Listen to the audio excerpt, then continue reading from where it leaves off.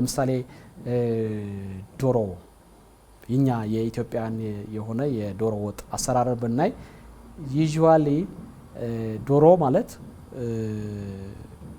በብዛት ሽንኩርት በብዛት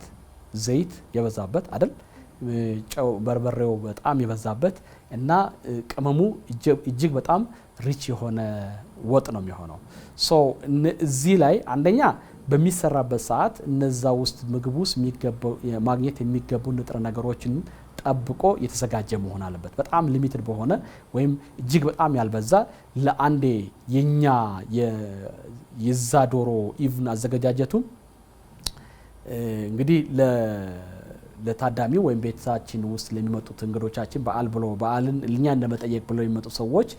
ለነሱ ለማዳረስ ተብሎ በርከት ያለ ነገር ሊዘጋጅ ይችል ይሆናል ነገር ግን በዛች ሰዓት ለተመጣጠነ እኛ መመገብ ምንችላትን ነገር ቢሆን ይመከራል በጣም ሽንኩርቱ እጅግ በጣም የበሰለ ያ ሲሆን በውስጡ ሽንኩርት ነው የምንበላው አንድ ሽንኩርቱም ደግሞ በውስጡ መያዝ የሚገባው ንጥረ ነገር በሙሉ ሉዝ ያደርጋል